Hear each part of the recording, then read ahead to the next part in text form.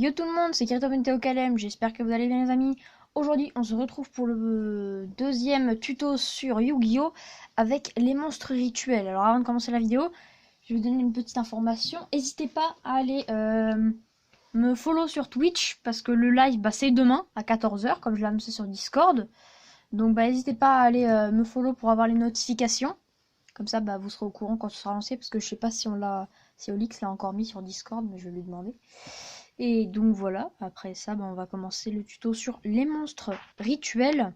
Donc les monstres rituels, c'est des monstres un peu spécifiques. Je vais vous en sortir un ou deux. Donc déjà là, il y en a un. Un deuxième. Voilà, c'est la carte magie. Et là, c'est mon monstre. Donc, c'est assez simple à utiliser. Donc pour commencer, pour utiliser une magie rituelle, déjà les magies rituelles, c'est celles qui ont la petite flamme. Attendez, je modifie la vue de la caméra. Voilà, il y a une espèce de petite flamme comme ça, là, comme vous pouvez voir. Et donc là, ça nous dit quelque chose. Donc là, moi, ma carte, elle me dit cette carte peut être utilisée pour invoquer rituellement un monstre rituel chaos. Donc là, mes deux monstres rituels, c'est le magicien du chaos sombre max. Et là, c'est dragon du chaos max aux yeux bleus. Moi, c'est des monstres spéciaux, donc j'ai besoin de cette carte, forme du chaos. Donc cette carte peut être utilisée pour invoquer rituellement un monstre chaos ou soldat du lustre noir. J'ai pas de soldat du lustre noir, malheureusement. Vous devez aussi sacrifier des monstres depuis votre main ou terrain et ou bannir un dragon blanc bleu ou un magicien sombre pour avoir un niveau. Donc vous voyez là, mes deux monstres rituels, ils sont de niveau 8, ils ont 8 petites étoiles. Donc pour en invoquer un des deux, il faut soit que je sacrifie ou que je bannisse un dragon blanc bleu ou un magicien sombre. Donc là j'ai un magicien sombre, donc je vais vous le sortir. Donc par exemple, là on a le magicien sombre, donc lui il est niveau 7.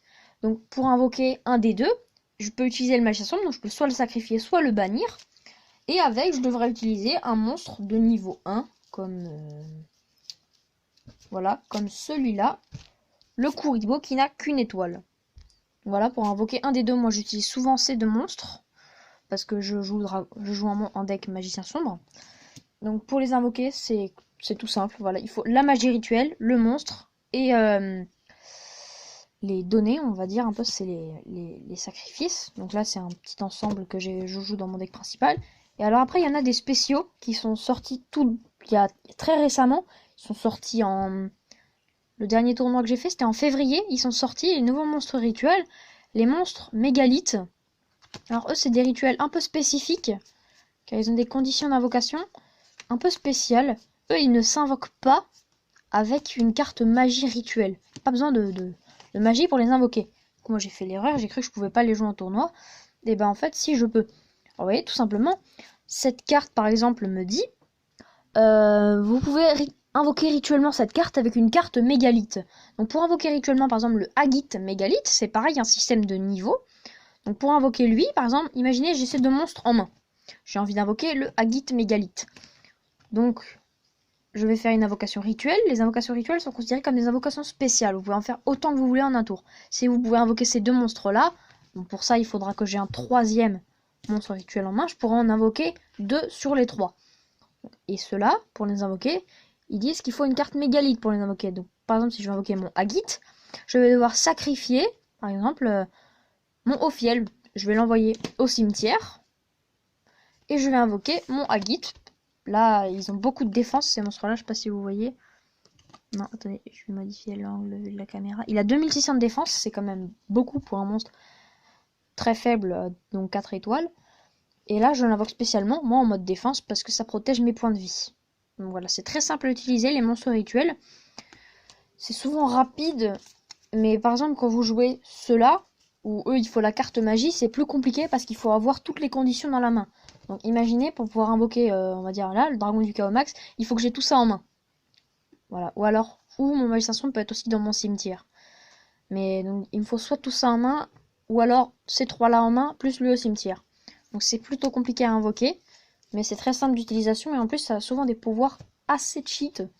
Par exemple celui-là, le Hawk, que j'utilise beaucoup dans mon second deck, lui son effet, c'est en gros, on l'invoque en rituel, Et ça nous permet de piocher une carte, puis on en défausse une. Par exemple, s'il y a une carte qu'on veut plus, ben voilà, on la défausse.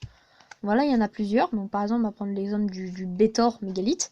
Lui, pour l'invoquer, il a 3, 4, 5, 6, 7, 8. Il a 8 étoiles, donc pour l'invoquer, il faudra que je sacrifie par exemple mes deux là, le Hagit et le Hawk pour invoquer le Bétor. Ou l'Aratron, ça dépend. C'est le plus puissant là, des mégalithes que j'ai, il a 3000 de défense. Donc voilà, c'est tout pour ce petit tuto rituel, c'est très simple à invoquer. Donc après, il existe différents rituels, hein. Il y a les monstres rituels. Les tout premiers, vous pouviez les trouver dans les premiers packs Yu-Gi-Oh! Mais on en trouve très peu aujourd'hui des monstres rituels. Moi, je connais très peu de personnes qui jouent rituel, à part moi. J'ai un copain qui joue une carte rituelle, d'ailleurs c'est Chiwi, abonnez-vous à sa chaîne si vous connaissez. Donc là, c'est 2 cartes rituelles, je les ai eues... Alors celui-là, je l'ai eu dans une tin box, donc c'est assez... faut avoir de la chance. Et celui-là, je l'ai acheté sur internet parce qu'il est dur à avoir, il faut acheter beaucoup de boosters pour avoir peut-être une chance de l'avoir. Donc voilà, c'est assez compliqué à avoir les monstres rituels, je sais pas comment on les a en général. Mais moi je sais que je les ai eus avec les packs spéciaux.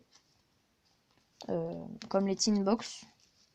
C'est pas très cher en général. D'ailleurs, il y en a une qui va bientôt sortir que j'ai commandé. Ça, je pourrais vous l'ouvrir en vidéo. Je vous dis pas ce que c'est. Mais ben voilà, du coup, je l'aurai vers mai parce qu'elle est en précommande. Elle est pas très chère pour l'instant. Donc, je préfère l'acheter maintenant tant qu'elle est à 25 euros. Donc, moi, j'achète toutes mes cartes sur Yugi Bazaar pour ceux qui sont intéressés. C'est le meilleur site, je trouve, pour acheter des cartes. Elles sont pas très chères. Il y a des réductions, il y a un système de points de fidélité. Donc voilà, c'est assez simple. Donc Yugi Bazar, bah, ça s'écrit comme ça, là, Yugi. Et vous mettez Bazar, comme Bazar, comme ça s'écrit en français. Donc voilà, j'espère que cette petite vidéo sur les monstres rituels vous aura plu. N'hésitez pas toujours, je le redis encore une fois, à follow ma chaîne Twitch pour le live Animal Crossing de demain. Et du coup, bah, on se retrouve demain pour le petit live Animal Crossing. Allez, bye bye, salut tout le monde!